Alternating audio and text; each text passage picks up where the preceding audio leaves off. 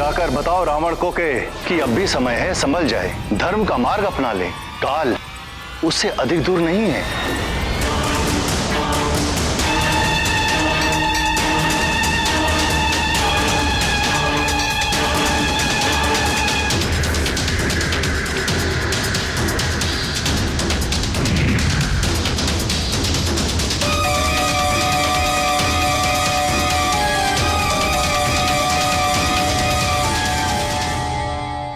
स्वामी जिस समस्या के विषय में बता रहे थे उसका निदान तो होना ही चाहिए, किंतु उसका उचित हल ढूंढने के लिए आवश्यक है सारी सच्चाई को जानना कि वो ऐसा क्यों कह रहे थे।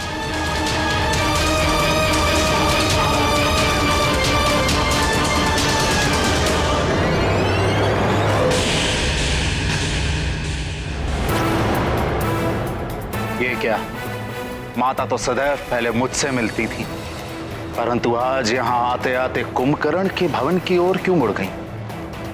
कुछ तो विशेष चल रहा है उनके मन में।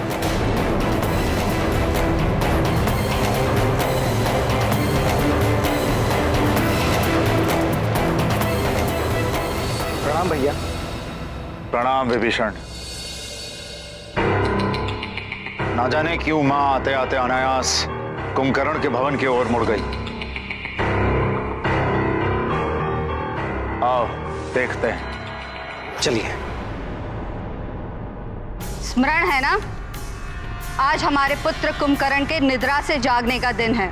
बड़े बड़े हौंदों में पानी भर कर लाओ। ढोल, शंख, तुरही जैसे जितने भी अन्य साधन लगते हैं हमारे पुत्र को जगाने में, उन सब की व्यवस्था करो।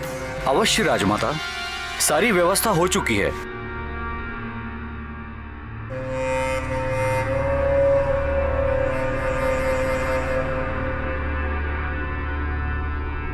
प्रणाम माता।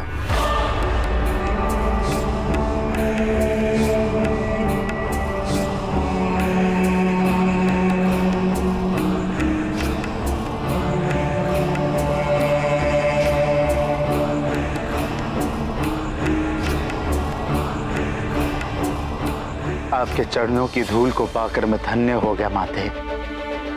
चिरंजीवी भव पुत्र दशग्रीव। वृक्षकुल के सूर्य हो तुम, तुम्हारी कीर्ति रश्मियां दिग दिगंत तक फैले। प्रणाम माताश्री।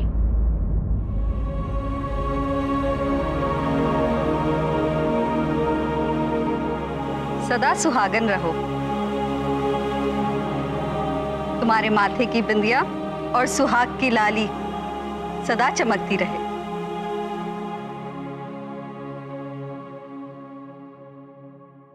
आयुष्मान भव मेरे धर्मज्ञ पुत्र विभीषण। तुम पुण्यतः अपने पिता पर गए हो। अपने बड़े भाई की सदैव पिता समान ही सेवा करना। अवश्य माता। माता, आप मेरे भवन की ओर आते आते अनायास इधर क्यों मुड़ गई? कदाचित आपको यह तो नहीं लगा कि मैं भूल गया कि आज मेरे भाई कुंभकर्ण के जगने का दिन है?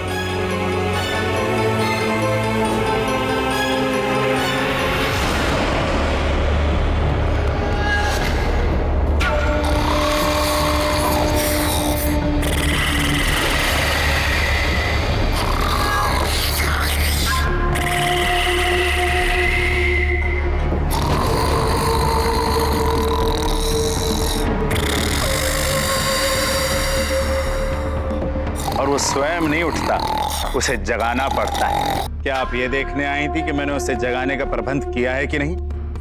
माता, मैंने उसे जगाने की सारी व्यवस्था की हुई है। पुत्र दशग्रीव, तुम्हारा तुम्हारे भाइयों के प्रति ये स्नेह देखकर तुम्हारी माता कैकसी प्रसन्न है।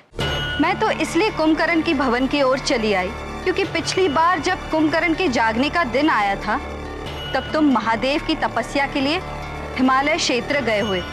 उस दिन वो अपनी भूख मिटाने के पश्चात सीधा वन में माते माते पुकारता दौड़ा चला आया था। तुम्हारा भी नाम ले रहा था। वो कुछ बताना चाहता था मुझे, कोई रहस्य ज्ञात हुआ था उसे।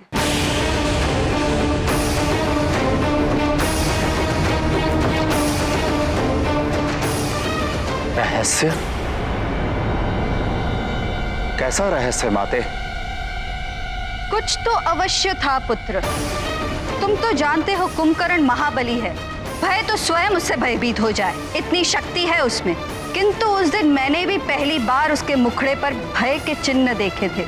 जब तक वो मुझे कुछ बताता, सूर्यास्त हो गया और उसके साथ वो भी गहरी निद्रा में डूब गया।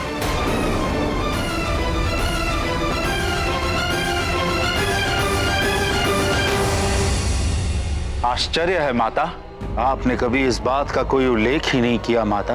मैं उसी समय यहाँ आई थी।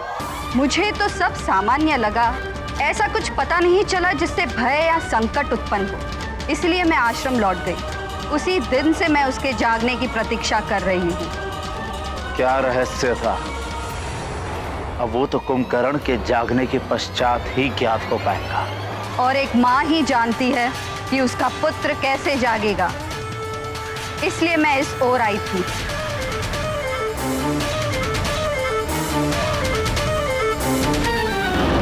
राजमाता कैकसी की जय, राजमाता कैकसी की जय, लंकापति रावण की जय, महारानी की जय, विभीषण भैया की जय। प्रतिबल, अब आए हो तुम?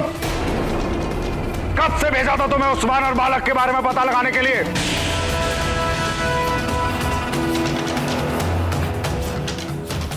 क्या हुआ? किस वानर बालक की बात कर रहे हो?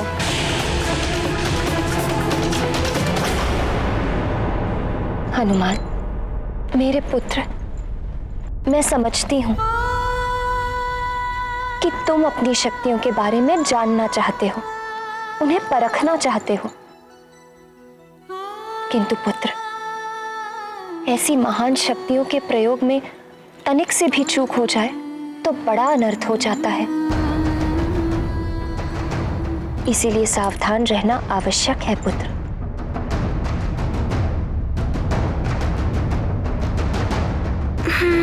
तो देवताओं ने दिया है उस वानर बालक को वरदान। हाँ लंकेश, पहले तो देवताओं ने उसे जीवित किया, फिर उसे हनुमान नाम दिया। इतना ही नहीं लंकेश, उस पवन देव के कारण उस वानर बालक का पुनर्जन्म हुआ और अब तो उसे पवन देव का पुत्र भी कहेंगे।